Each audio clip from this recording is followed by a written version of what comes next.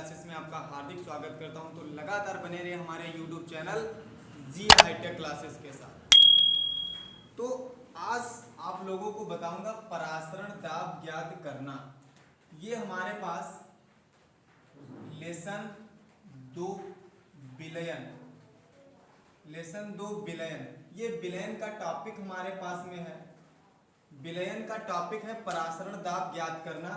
ये इम्पॉर्टेंट है, परीक्षा में इसके क्वेश्चन पूछे जाते हैं, इसीलिए मैं ये टॉपिक डिस्कस करने जा रहा हूँ, क्योंकि बच्चों को ये बहुत कम टॉपिक समझ में आता है और इसके न्यूमेरिकल जो होते हैं बहुत कम समझ में आते हैं।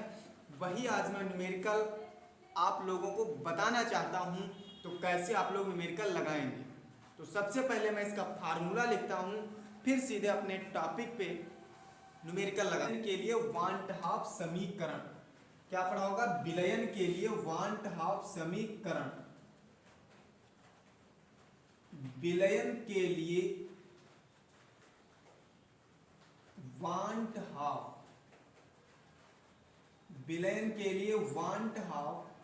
समीकरण।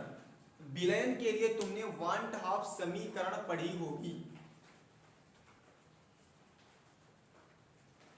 विलयन के लिए वांट हाफ समीकरण, इसके लिए एक फार्मूला बन जाता हमारे पास, pi V equal to N S T. तुम्हारे पास इस यश को हम आर के बराबर भी लिख सकते हैं, और ये हमारे पास में है क्या?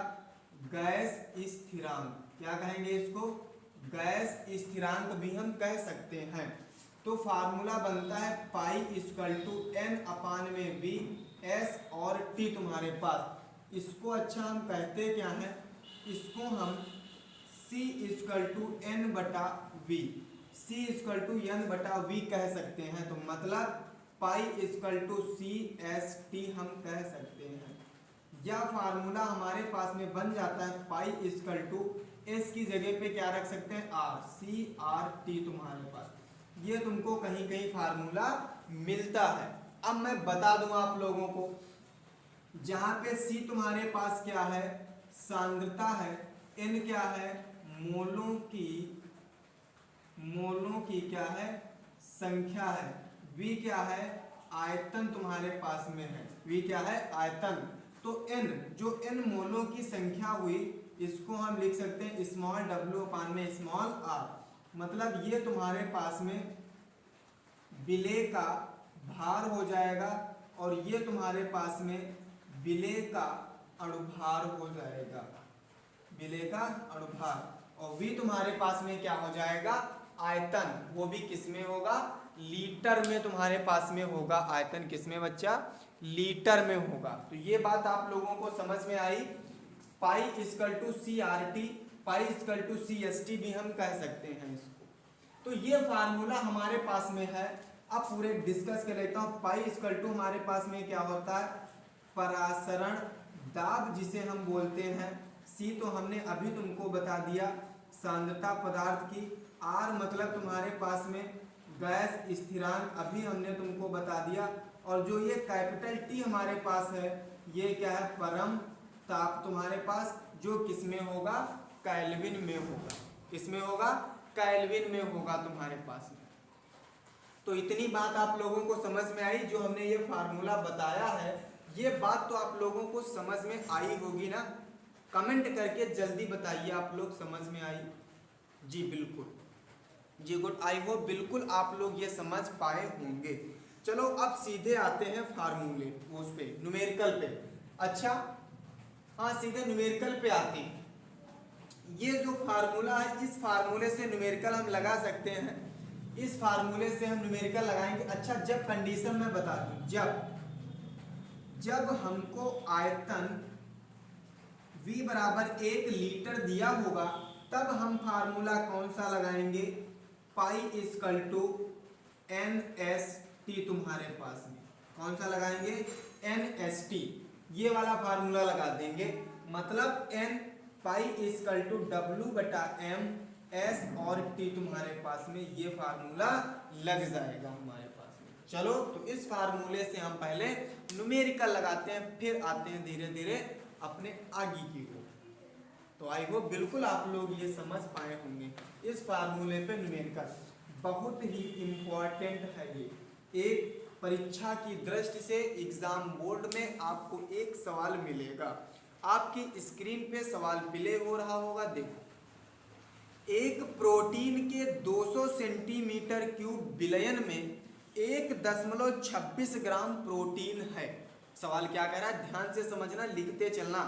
कह रहा एक प्रोटीन के 200 सेंटीमीटर क्यूब विलयन में 1.26 ग्राम प्रोटीन है।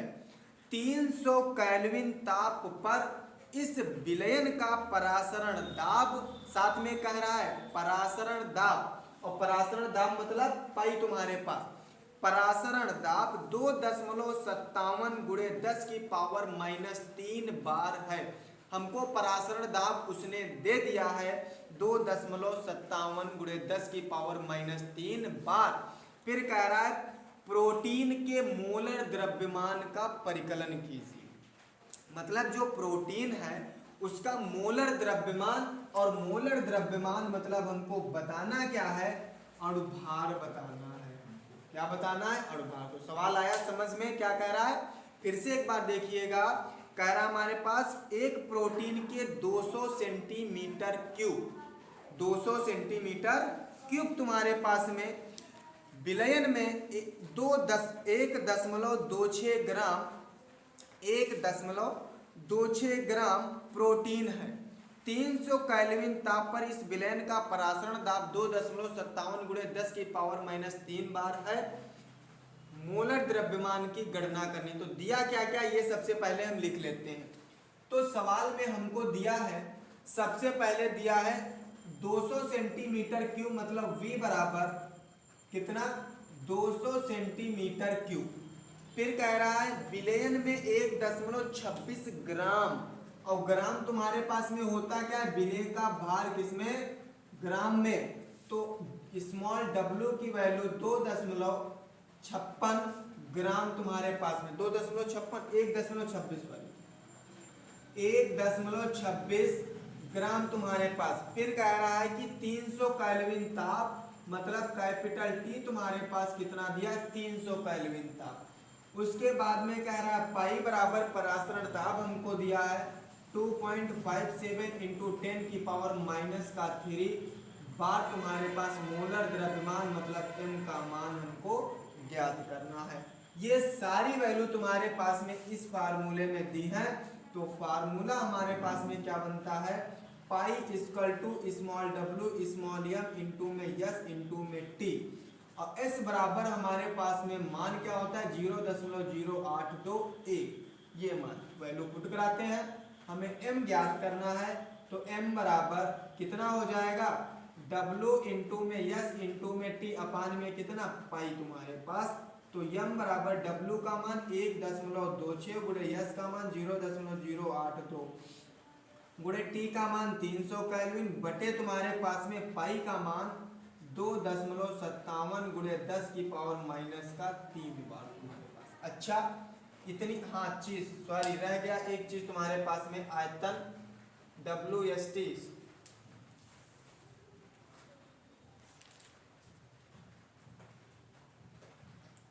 हाँ, एक और भी तो तुम्हारे पास में चीज दी है, और साथ में तुम्हारे पास में V भी तो दिया होगा, N बटा V भी तो दिया होगा, इंटू में क्या होगा V। तो इंटू में तुम्हारे पास में क्या होगा V, और V तुम्हारे पास दिया कितना है 200, इसको किसमें चेंज कर ले, लीटर में। तो 200 बटे कितना 1000, 1020 अब तुम्हारे पास 10 काटेंगे, पॉइंट लगा लेंगे, कितना 0.2 तुम्हारे पास क्या आ गया, लीटर। आई बात समझ में। देखो यहाँ पे 2 संख्या बाद दशमलव, 2 संख्या बाद दशमलव, यहाँ पे तुम्हारे पास 1 संख्या बाद दशमलव, यहाँ 1 संख्या बाद दशमलव, यहाँ तुम्हारे पास कितने लगा दे 1 2 3, तो 2 0 बढ़ा दो, 1 0 2 0 1 0 2 0, पूरा क्या बन जाएगा 126 गुणे तुम्हारे पास 82 गुणे 3 बटे कितना 257 गुणे 10 की पावर -3 गुणे तुम्हारे पास 2। इसको सॉल्व कर लेना, जितना आएगा वो क्या हो जाएगा, आंसर तुम्हारे पास हो जाए। वो कैलकुलेशन आपको अपने आप करनी होगी तुमको, क्या कैलकुलेशन आपको अपने आप करनी होगी तुमको। तो इतनी बात आई समझ में। ऐसे लगता है तुम्हारे पास में न्यूमेरिकल कैसे लगेगा, ऐसे लगेगा न्यूमेरिकल तुमको तुम्हारे पास। तो एक दूसरा न्यूमेरिकल इसी बात पे मैं डिस्कस करता हूं। जो दूसरा न्यूमेरिकल है वो तुम्हारे पास में क्या कह रहा है। बहुत ही सरल तुम्हारे पास में न्यूमेरिकल है, बहुत ही सरल न्यूमेरिकल तुम्हारे पास में है। ये न्यूमेरिकल समझ में आया नहीं आया? ये न्यूमेरिकल तो समझ में आया होगा आपको। v दिया है, w दिया, t दिया, पाई दिया, m दिया और पाई बराबर w/m। तुम्हारे पास में w/m इंटू में v तुम्हारे पास में होता है ना, तो इंटू में ये क्या हो जाएगा v, इंटू में v तुम्हारे पास। आई बात समझ में? ठीक। दूसरा न्यूमेरिकल जो हमारे पास में है वो कह रहा, देखो नीचे स्क्रीन पे प्ले हो रहा होगा, किस ताप पर ग्लूकोज का 5% W/V विलयन 7 वायुमंडल दाब उत्पन्न करता है। ये बहुत ही मोस्ट इंपॉर्टेंट सवाल है, बहुत ही मोस्ट इंपॉर्टेंट सवाल डाल लीजिएगा। अब की बार 2023 में ये पूछा जरूर जाएगा तुम्हारे पास में। किस ताप पर ग्लूकोज का 5% W/V विलयन 7 वायुमंडल दाब उत्पन्न करता है। दो चीजें हमको सिर्फ दी हैं, देखो कैसे निकालते हैं। सिर्फ 5% कह रहा है, तो 5% का मतलब स्मॉल w हमारे पास कितना दिया, 5% विलयन दिया, मतलब 100 ml में हमको कितना दिया है, सिर्फ कितना दिया, 5 ग्राम दिया। अगर जो इसको हम 1000 मतलब 1000 बना लें तो इधर भी 10 से मल्टीप्लाई करनी होगी। इधर 1000 बन गया तो इधर हमारे पास में 50 बन गया। मतलब ये तो हमारे पास काहे का आ गया मान v का, और ये हमारे पास काहे का मान आ गया स्मॉल w का। आ गई इतनी बात समझ में? ये स्मॉल v का मान आ गया, ये स्मॉल w का मान आ गया। अब स्मॉल m बराबर तुम्हारे पास उसने कहा क्या, ग्लूकोज, ग्लूकोज उसने कह दिया, और ग्लूकोज का फार्मूला C6H12O6, इसका अनुभार होता है 180। तो m बराबर हमारे पास कितना 180, और पाई बराबर इसने कह दिया 7 वायुमंडल, कितना 7 वायुमंडल उत्पन्न करता है। तो ज्ञात हमें क्या करना है, ज्ञात हमें क्या करना है, टेम्परेचर, किस ताप पर, ये कह रहा है। सरल है ना सवाल, बहुत सरल है। तो सीधे सीधे फार्मूला कौन सा लगाते हैं, हमारे पास एक फार्मूला था पाई बराबर W/, में कितना m, इंटू में v, इंटू में यस, इंटू में t तुम्हारे पास। सबकी वैल्यू रख दो, आराम से सॉल्व कर दो। तो तुम्हारे पास ज्ञात क्या करना है, t, तो t इधर ही रखो, बाकी सब उधर बना दो। पाई इंटू में यम, इंटू में v, अपान में कितना w, इंटू में यस, बराबर कितना t। अब सबका मान रखो।